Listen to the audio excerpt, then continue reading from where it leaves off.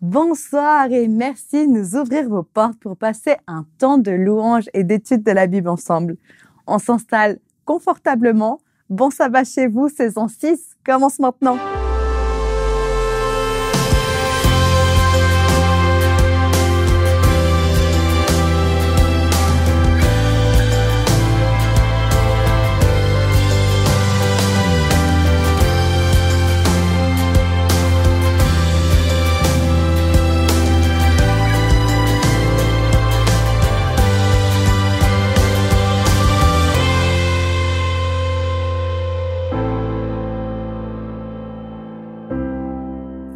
Bienvenue à un nouveau numéro de Bon Sabbat chez vous. Ce soir, je voudrais introduire notre temps de louange par la simple et belle lecture d'un psaume. Cantique pour le jour du sabbat. Il est beau de louer l'Éternel et de célébrer ton nom. Ô Dieu très haut, d'annoncer le matin ta bonté et ta fidélité pendant les nuits, sur l'instrument à 10 cordes et sur la lutte, au son de la harpe. Tu me réjouis par tes œuvres, ô Éternel, et je chante avec allégresse l'ouvrage de tes mains. Que tes œuvres sont grandes, ô Éternel, que tes pensées sont profondes. Amen.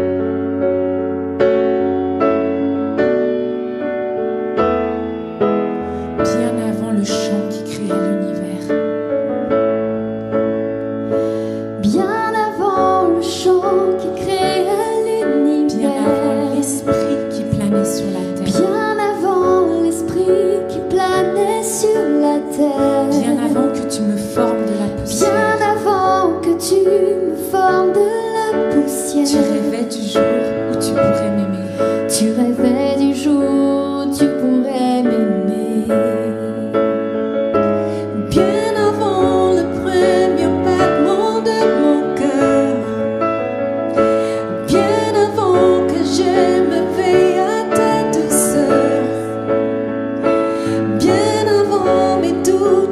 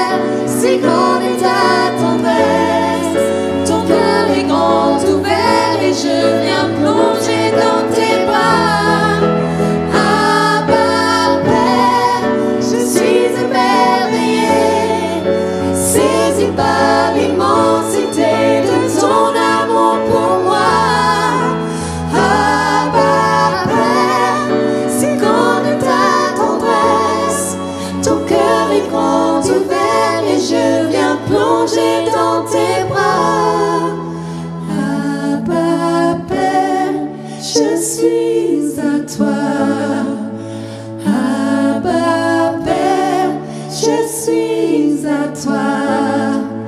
Abba, Père, je suis à toi. Abba, Père, je suis à toi.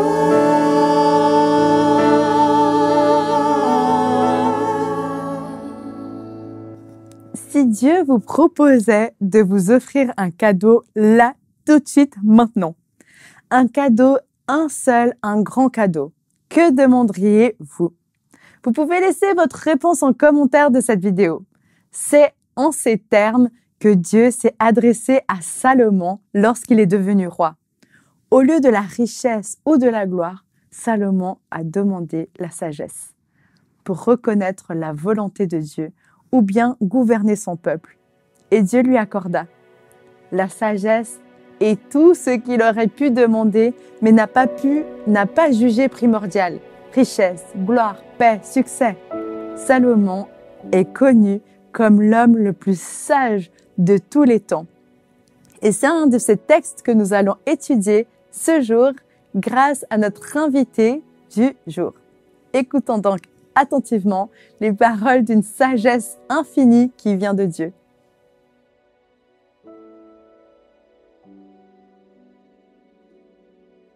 Avez-vous surpris quelqu'un de récemment? Ou peut-être vous avez été surpris récemment. Ça peut être un mot, un geste, une décision, de vous ou de quelqu'un d'autre. Une surprise qui vous a laissé peut-être un peu désorienté ou qui vous a agréablement surpris. La vie est pleine de surprises, n'est-ce pas?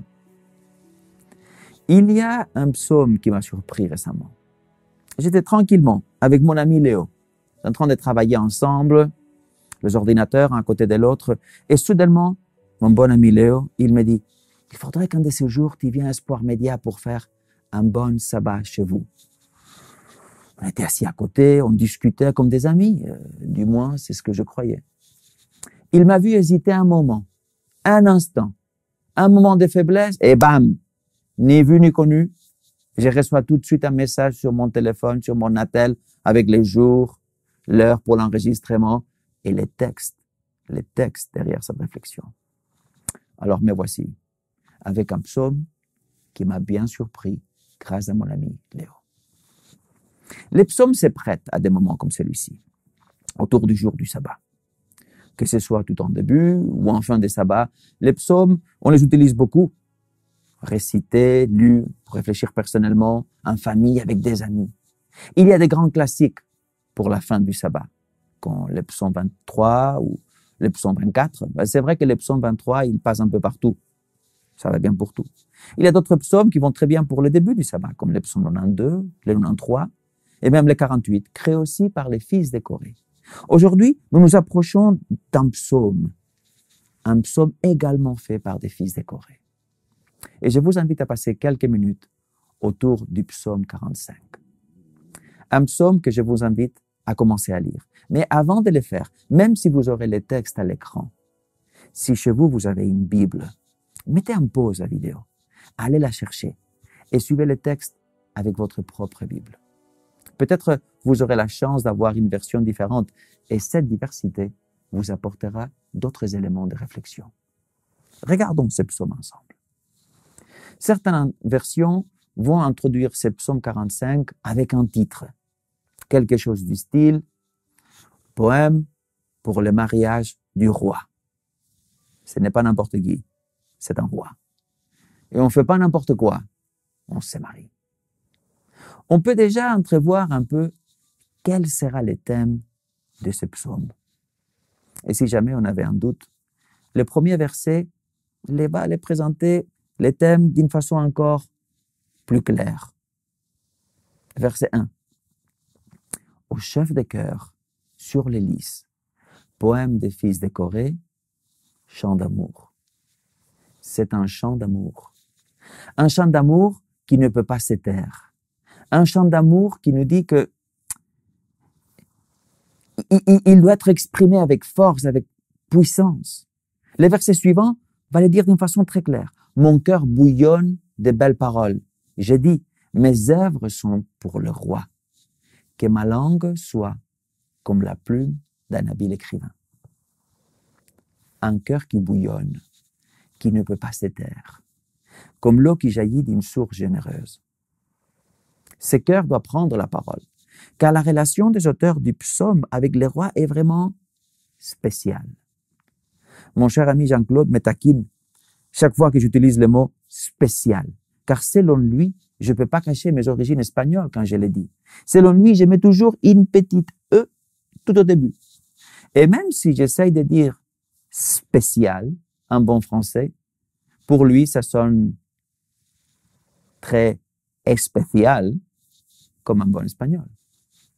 C'est quelque chose qui fait partie de moi, mon accent. Je peux essayer de le dissimuler, plus ou moins, mais il est là, toujours là. Comme pour les auteurs de ces psaumes, ils ont une relation exceptionnelle avec le roi. Et à ces moments, ils vont prendre la parole pour lui exprimer ses meilleurs souhaits. Tu es le plus beau des fils d'hommes. La grâce est répandue sur tes lèvres. C'est pourquoi Dieu t'a béni pour toujours. Voici les mots pour présenter le roi. On dirait que c'est la grand-mère qui est en train de parler de son petit-fils. Les plus beaux, remplis de grâce, bénis pour toujours. Et on peut comprendre, c'est pour un mariage, c'est un jour d'amour, c'est magnifique. On veut présenter les mariés de la plus belle des façons. Et c'est maintenant que le psaume m'a pris un peu hors jeu. On aurait pu en rester là, un point d'amour. Pour moi, c'était très bien, on en reste là. Mais non, le verset suivant me donne un nouveau volet. Ceins ton épée à ton côté, vaillant guerrier, nous dit le verset 4. Peut-être qu'on s'est dit, pourquoi pas? Finalement, c'est un roi. Il faut juste regarder les mariages des rois et des princes de nos sociétés. Normalement, ils sont tous habillés avec tout un attirail, casque, médaille, collier, épée. Mais la suite, reprenons depuis le verset 4 et lisons jusqu'au verset 6. Ceins ton épée à ton côté, vaillant guerrier. Ton éclat et ta splendeur, oui, ta splendeur. Élance-toi, monte sur ton char, pour la cause de la vérité, de l'humilité et de la justice. Que ta droite te montre des exploits formidables. Tes flèches sont aiguës. Des peuples tomberont sous toi. Ces flèches pénétreront dans les cœurs des ennemis du roi. Franchement, j'étais surpris. Vraiment surpris. J'ai envie de dire, attends, un moment. On n'était pas dans un mariage, là? Ton chant d'amour, là, il dérape un tout petit peu. L'épée, ok, ça passe. T'as besoin d'un char? Écoute, si tu veux, vas-y, prends ton char. C'est très bien, au moins c'est écologique. Mais tu vas où avec ces flèches aiguës, des peuples qui tomberont, des cœurs percés? Les jours d'un mariage? Un chant d'amour? Ou peut-être pour vous, c'est ok, et vous dites, bon, vas-y, Sergi, c'est pas si grave. On sait tous que c'est une image. Que le texte doit être lu à partir de cette symbolique, Dieu, Marie, peuple de Dieu, épouse. Oui. Et il semblerait même que le verset suivant vous donne tout à fait la raison. Ton trône, ô Dieu, subsiste à toujours et à perpétuité. Le sceptre de ton règne est un sceptre de droiture. Tu aimes la justice et tu détestes la méchanceté. C'est pourquoi, ô Dieu, ton Dieu, t'a oint d'une huile de joie par privilège sur tes compagnons. On peut voir clairement ces mots appliqués au Christ. Oui, certainement. Cet époux, ce roi victorieux, choisi, c'est le Christ. Un roi qui fait de l'expression de son pouvoir le sceptre, qu'il soit associé à la notion de droiture. Un chef qui se définit avec des mots magnifiques. On l'a vu depuis le verset 5. Vérité, humilité, justice. Un chef, un roi qui ne supporte pas la méchanceté. C'est le Christ. C'est ça notre sauveur, notre roi. Si vous pensez comme ça, ben, vous avez raison. Peut-être vous dites, on peut s'en tenir là, et c'est très bien. Ou pas. Car certainement, cette image, elle est là. Et c'est vrai. À maintes reprises, le Messie est présenté dans l'Ancien Testament avec cette image, comme un roi victorieux et puissant. Et on trouve cette image du couple pour symboliser l'union entre Dieu et son peuple, le Christ et l'Église. Mais je dois vous avouer, je ne sais pas si c'est à cause des circonstances politiques de nos sociétés, mais cette image du roi militaro-belliqueux associé au Christ, ça m'a surpris. J'ai un peu de mal avec. Ou peut-être, on a l'opportunité d'ouvrir une nouvelle perspective qui peut bien nous aider. Quelle combinaison, n'est-ce pas? Mariage, royauté, victoire militaire pour parler du Christ. Peut-être, je dois juste ajuster un tout petit peu mon approche. Et là, j'aurai une image meilleure. Le livre aux Hébreux va reprendre ces derniers versets qu'on a vus pour les associer au Christ. C'est vrai. Mais je crois que parfois, nous courons les risques de passer à côté de ce qui est, au fond, le plus simple et le plus important. Probablement demain, la plupart d'entre vous, vous irez à une église. Peut-être sera la raison de sortir l'attirail prévu pour l'occasion. Pour quelques-uns, veste, cravate, pour d'autres, le plus beau sac. Finalement, notre meilleure tenue. Pourquoi? Je me rappelle qu'en tant que jeune pasteur, quand j'ai commencé mon ministère, dans une église sur Genève, magnifique église, avec beaucoup de nationalités, il y a plus de 20 ans déjà. J'étais abordé des fois par des membres qui venaient d'autres cultures, des membres d'église, et qui avaient un peu du mal à me voir, moi le pasteur, en jeans à l'église. Je me rappelle que nous avons entamé une discussion de manière très agréable, cœur à cœur, très fraternelle, avec beaucoup d'amour. Et il me disait, nous sommes devant le roi des rois. Et je n'ai pas pu tenir cette réponse qui bouillonnait à moi pour dire, nous sommes devant notre Père. Et mon Père m'a toujours appris que par-dessus tout, un Père aime ses enfants. Et moi, j'aime mon Père. Je ne veux pas voir le roi des rois, même s'il est, au-dessus de tout, il est notre Père qui nous aime. Pourquoi je vous dis cela? Car parfois, il est bon de se rappeler de la vraie raison, de l'unique raison. Pourquoi tous les préparatifs d'une église? Pourquoi on travaille à la JA? Pourquoi certains d'entre nous enchaînent des heures sans arrêt?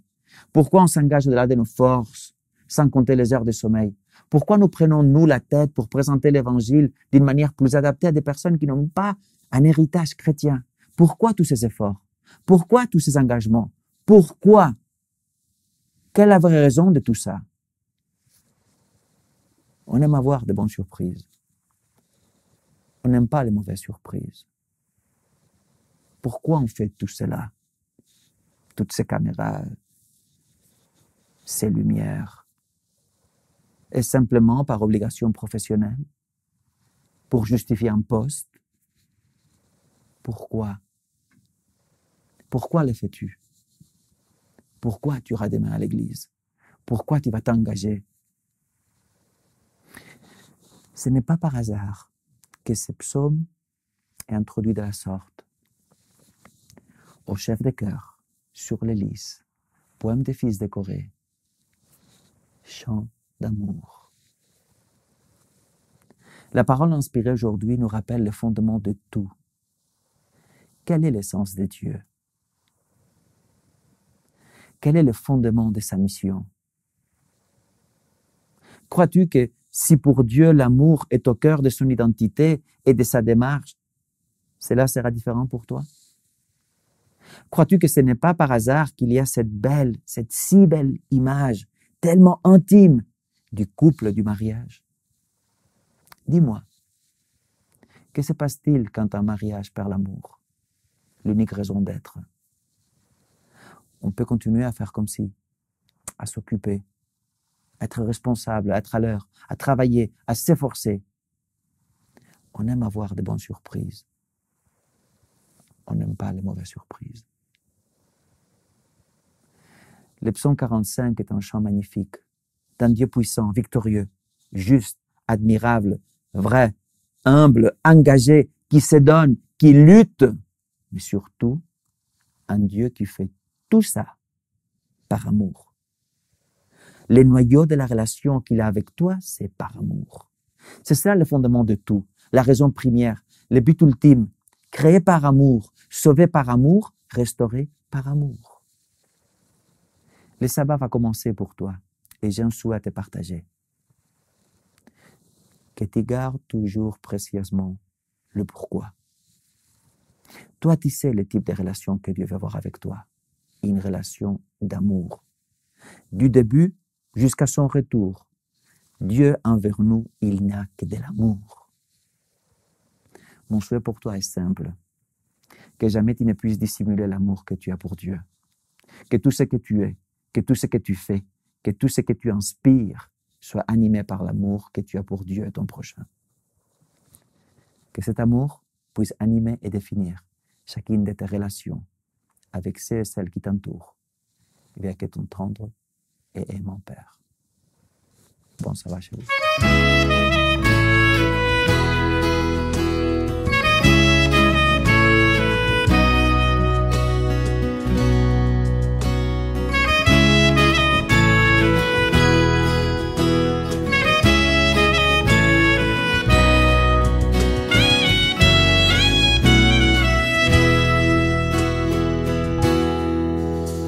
Qui est comparable à toi, Seigneur?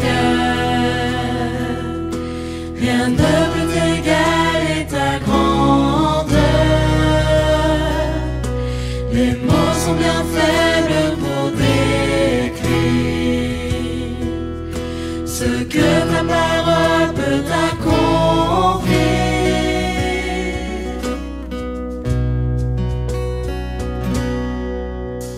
Qui est comparable à toi, Seigneur? Rien ne peut égaler ta splendeur. Les mots sont bien faibles pour décrire la louange que mon cœur voudrait t'offrir. Le Fils de Dieu venu sur terre, envoyé par notre Père, nous racheter du péché, nous sauver. Ton nom est Jésus, ta fidélité, ta grâce. Ton nom est Jésus, ton amour que rien ne remplace. Ton nom est Jésus, Jésus, Jésus. Ton nom est Jésus, Jésus, Jésus.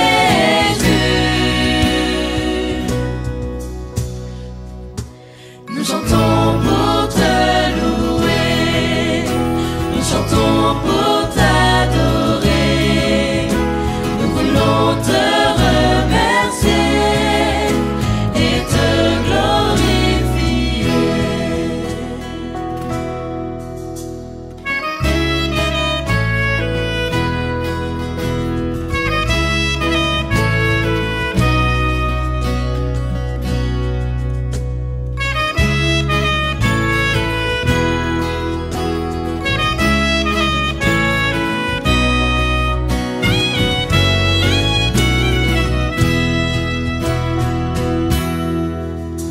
Qui est comparable à toi, Jésus?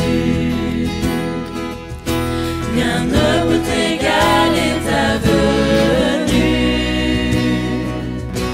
Les mots sont bien faibles pour décrire ce que ta main a pu accomplir.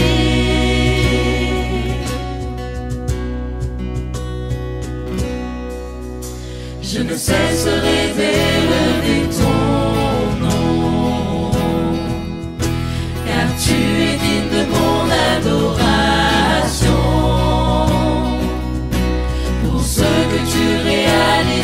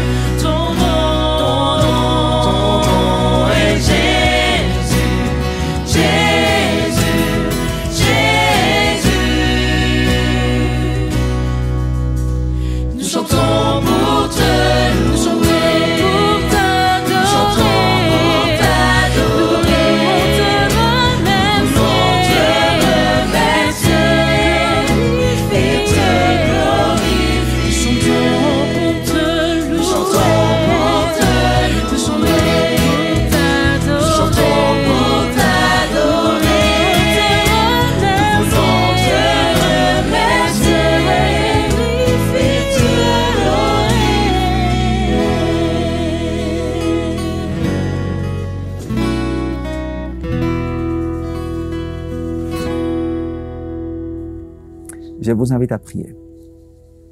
Seigneur, nous avons eu l'opportunité de nous approcher d'un texte magnifique.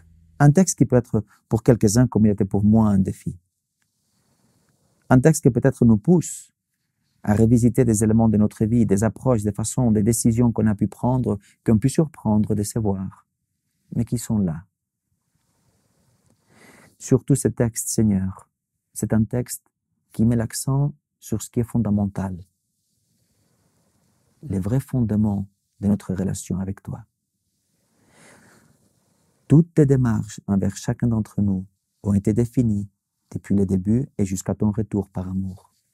C'est l'amour qui définit tout ce que tu signifies pour nous tous. Mais Seigneur, serons-nous toujours capables de garder cet amour envers toi? Inspire-nous, encourage-nous, que ton Saint-Esprit nous habite pour pouvoir être remplis, pour pouvoir encourager, pour pouvoir nourrir, vivre pleinement une vie d'amour envers ceux qui nous entourent et envers notre plus grand trésor, toi, notre Seigneur, notre Roi, notre Dieu. Au nom de ton Fils Jésus. Amen. Que les paroles entendues ce soir permettent à Dieu d'augmenter notre foi et notre sagesse.